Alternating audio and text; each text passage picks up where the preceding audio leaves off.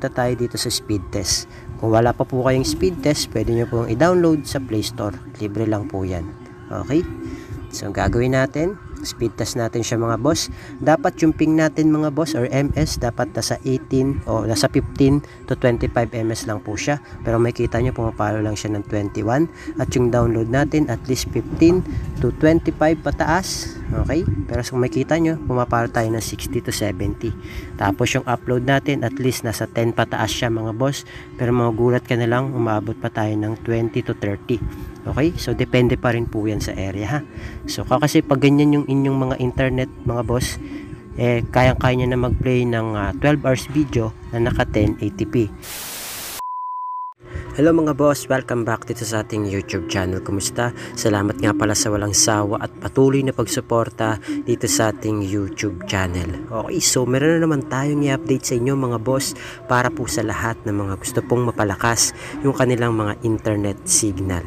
Lalo na po sa mga liblib na lugar. Kung alam nyo pong dead spot dyan sa area nyo, pwede po kayong pumunta sa bayan o kaya sa palengke o kung saan man po makasagap kayo ng maganda-gandang signal. Okay, so ngayon mga boss, ako nga pala ay naka-token text. Ang promo ko po ay Unli Data. Okay, so good for 30 days po yan. Ngayon, selected SIM lang po yung merong Unli Data sa token text. Ngayon, kung ikaw ay naku-curious, halimbawa hindi mo naman alam kung gusto mo lang malaman talaga kung merong Unli Data yung SIM mo, mapaluman yan o bago, gusto mo lang malaman kung meron kang Unli Data, pwede kang mag-check sa *123 number sign. Okay? Asterisk na 123 number sign, i-call mo yan. Then kapag ka meron kang nakita na Unli Data dyan sa SIM mo, okay, kung makita mo dyan sa number 1, kaya katulad nito, kapag meron kang nakita na ganyan, Unli Data, congratulations. Okay, pwede ka ring mag-load, okay, ng Unli Data. Meron dyan good for 30 days, may 7 days, 30 days, okay? So, depende na sa'yo kung kasya sa budget mo, okay? So, sa akin lagi lang ay 30 days. Okay? So, ano na po yan mga boss? Wala ka nang iintindihin na ilang gig lang yung i-consume at shareable pa po siya. So, ibig sabihin ng shareable ay pwede pong makiconnect, okay, maki-hotspot yung mga kasama mo. Okay? Sa bahay man yan, o kung nasa school ka man, o sa trabaho. Okay? Kung may nangangailangan ng internet, pwede mo siyang pakonekin. Okay, so unlimited talaga siya mga boss na good for 30 days. Okay, wala kang iisipin na 5 gig consumable, wala.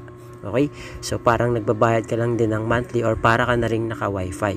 Okay, so ayan mga boss, so selected SIM lang yung merong and Unli Data. Okay, so kung meron kang Unli Data dyan sa SIM card mo, congratulations. Pero kung wala, pasensya na po. Okay, kasi selected SIM lang po yan. Okay, so ngayon mga boss, punta tayo sa settings. Simulan na po natin yung video tutorial natin. Punta tayo sa connections, mobile networks, then punta tayo dito sa access point names o yung tinatawag natin na APN. Okay, so mag-a-add tayo mga boss, and ito yung magiging name nya. Ito po yung lagay nyo mga boss, Senma APN PH. Okay, yan po ilagay nyo, Senma APN PH. Click natin yan. Then, yung APN niya mga boss, ito yung lalagay nyo, senma.internet. Okay, click natin yung okay. So mga boss, ito pong APN natin ay good for all networks po siya. So ibig sabihin, pwede rin siya sa D2 SIM, pwede rin siya sa token text, sa smart, pwede rin siya sa Globe at TM. Okay, kung ano yung SIM card na gamit mo dyan, pwede po ito.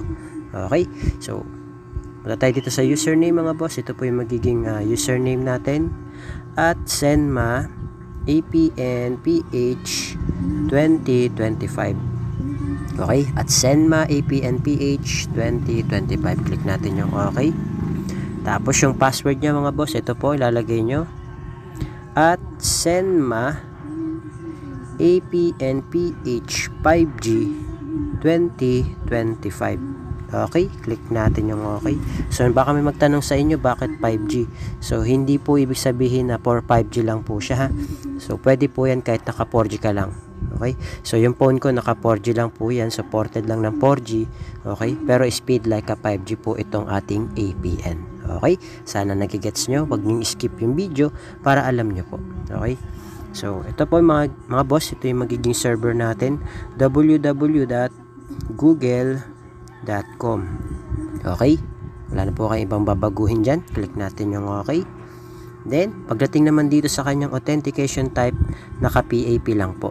Okay, PAP or PAP.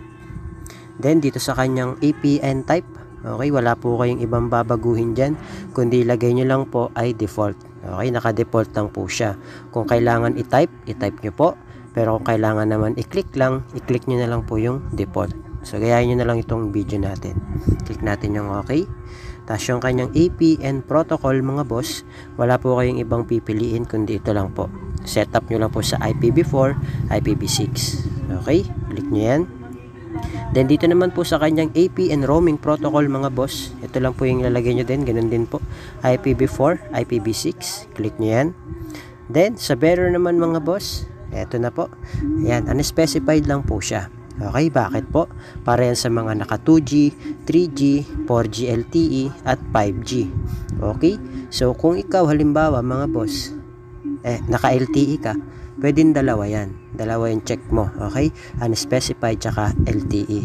Pwede rin naman kahit LTE lang. Okay? Basta ikaw ay naka-LTE, yung SIM card mo LTE, yan. Pwede naman yan, optional, LTE lang. Pero sa ating kasi, yung tutorial natin, pangkalahatan. So, unspecified po siya. So, click natin yung okay para ma-save siya. Then, isi-save na natin siya mga boss. Save natin. Okay, na-save na po natin mga boss. Ngayon, ang gagawin natin, i-click natin yung ginawa nating APN. Okay, kinilik na po natin siya. Kung nakita nyo, nilipat natin yung blue dito sa kanyang APN. Yan, yung ginawa natin. Ibig sabihin, yan na po yung APN natin. Siya na yung magiging default APN natin mga boss. Okay, then ang gagawin natin, mag-airplane mode tayo ng at least 5 to 10 seconds. Kung mas matagal, mas maganda para ma-refresh po yung inyong data. Okay, so nakabukas yung ating hotspot mga boss. Ibig sabihin yan, shareable yung ating only data. Okay, na-connect kasi dito sa bahay yung aking makasama sa bahay. Okay, so ibig sabihin shareable siya. Yan. So, gagawin natin mga boss, punta tayo dito sa speed test. Kung wala pa po kayong speed test, pwede nyo pong i-download sa Play Store. Libre lang po yan. Okay? So, gagawin natin, speed test natin siya mga boss. Dapat yung ping natin mga boss or MS, dapat nasa 18 o nasa 15 to 25 MS lang po siya. Pero makikita nyo, pumapalo lang siya ng 21. At yung download natin, at least 15 to 25 pataas. Okay? Pero kung makikita nyo, pumapalo tayo ng 60 to 70. Tapos yung upload natin, at least nasa 10 pataas siya mga boss. Pero magugulat ka na lang, umabot pa tayo ng 20 to 30. Okay? So, depende pa rin po yan sa area ha. So, kasi pag ganyan yung inyong mga internet mga boss, kayang-kaya nyo na mag-play ng 12 hours video na naka 1080p. At pwede rin po yan sa mga online games like ML, okay, COC, okay, kung ano pa yung mga online games na nilalaro nyo, Call of Duty, okay, Rules of Survival, o kung ano pa na online. Okay, kung hindi lang social media yung gamit nyo, pwede rin yun sa online. Okay, so try natin siya sa YouTube mga boss para makita nyo. Punta tayo sa 12 hours video. Ito, try natin to mga boss. Ayan. Yan.